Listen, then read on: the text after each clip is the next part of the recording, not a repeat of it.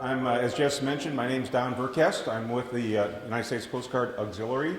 The flotilla that I belong to is Flotilla 73, and we're hosted by the Tyee Yacht Club, of whom is well represented tonight.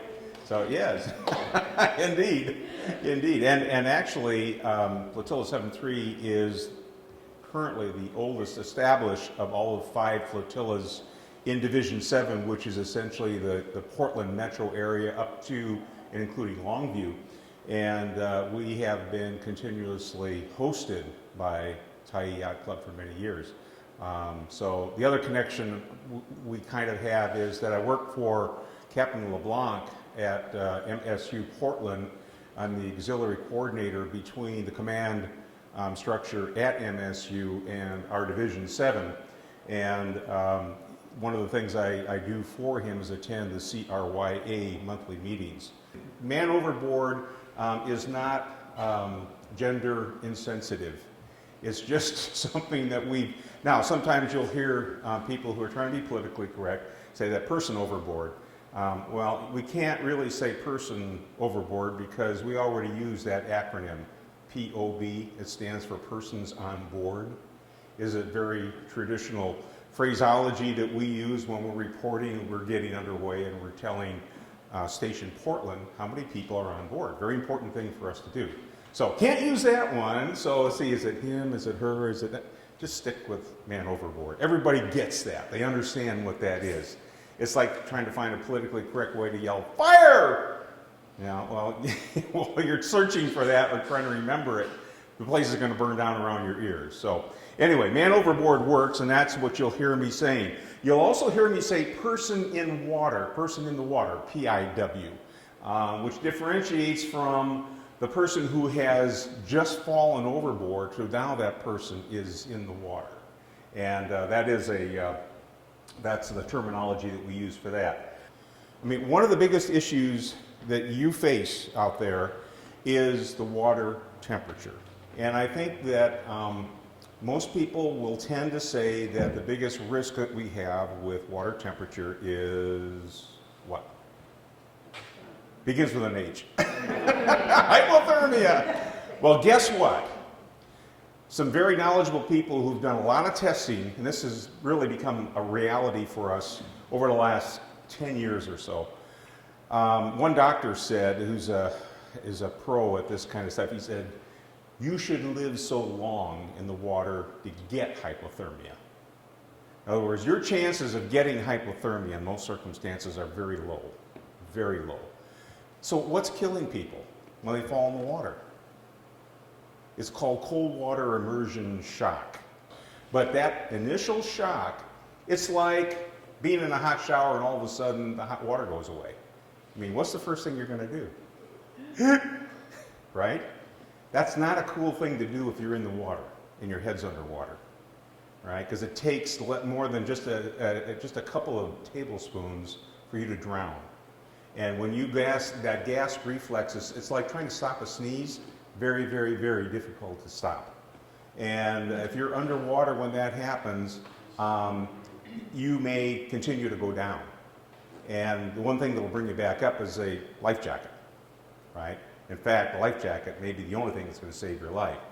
This is not about a pitch for life jackets, but it is, because the cold, hard reality is that in a cold water environment, life jacket is your biggest friend, because you're going to be incapacitated within minutes, literally minutes. A key point we're talking about, make sure you guys watch out for each other, okay? Know your crowd, I would say. So obviously, if you have somebody who maybe has a disability or small children, somebody who you know that doesn't know how to swim, things of this sort, make sure you keep these things in mind when people are even on your docks with you, around you, and obviously on your boat. Because these are important things that you need to address, and address them before you get on the boat or even on the dock. It's not bad to meet somebody at the top of the ramp here and say, hey, just so you know, I want you guys to bring a life jacket with you or something, and say, hey, before you guys come down here, I want you to be prepared because there are dangers down here. And so there's something to run by, folks. Another thing, we all think we're superheroes. I don't know why that is, but we all do.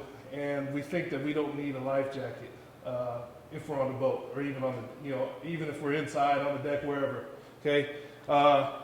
There's been multiple times where people have fallen off of boats, and when you fall off of a boat, you're normally not jumping off the boat on purpose. It's something where you slip, you fall, or or the boat, or somebody comes and wakes you out. I mean, if you're on your boat, standing on top of your gunnels or anything, and we drive by in our big boat, you're going to fall into the water, okay? Because it's just, the wake is huge, and it'll cause your boat to go back and forth quite a bit. So encourage everybody to wear a life jacket when they're on your boat, even if no matter where they're at in the boat. A thing with that, though, is reason why people don't want to wear life jackets is because they're uncomfortable, right?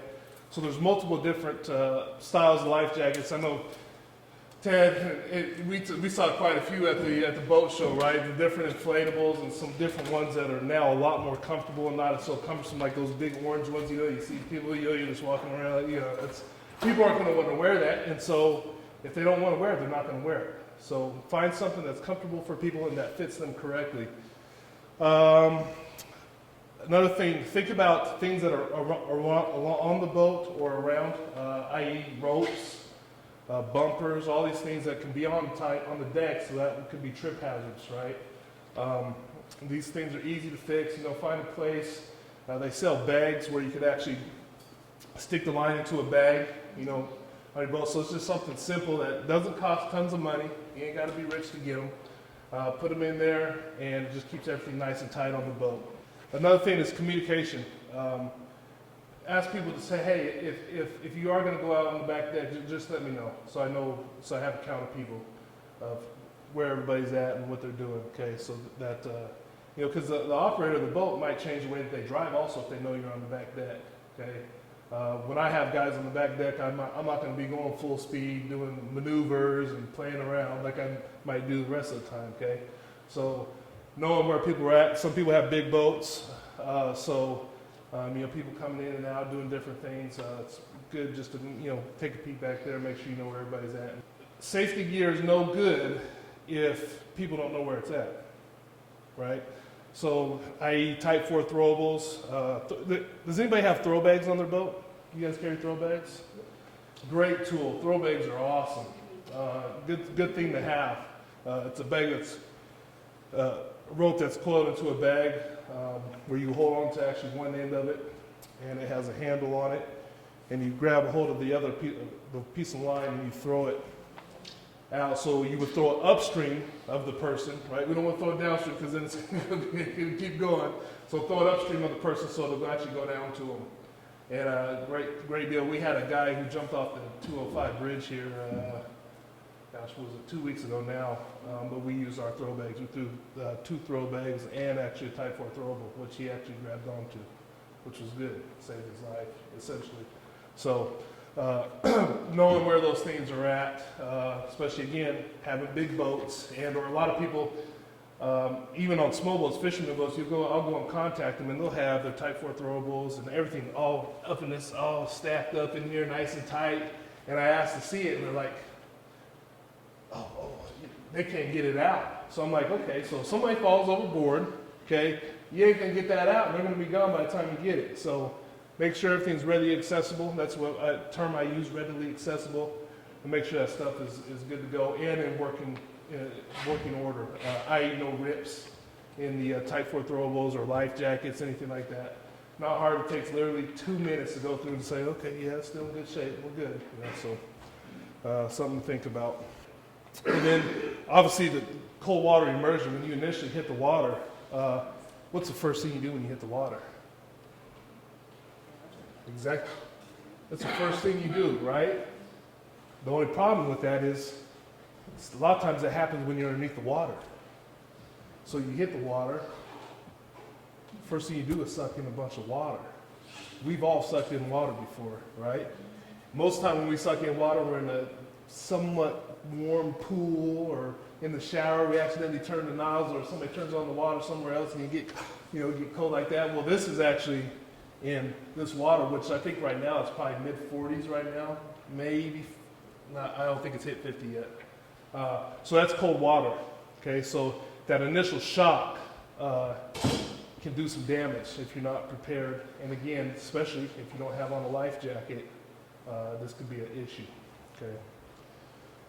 The hypothermia thing, everybody, at least I thought, the initial hypothermia is instantly, as soon as, I'm freezing, I've got hypothermia, within 2 minutes. Hypothermia actually takes quite a while to set in. First off, your motor skills are going to go first. And then the hypothermia set in later. I think it's almost about an hour.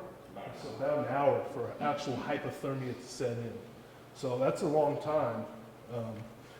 So that's something to think about too. And obviously, when you're in the water, if you're in boating, and a lot of crazy boaters out there are getting hit by another boat.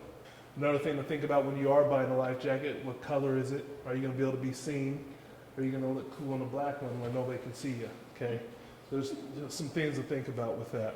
And obviously in the darkness and Columbia gets pretty choppy sometimes. So again, with having a good color or something, or a flasher on there, they sell those flasher things.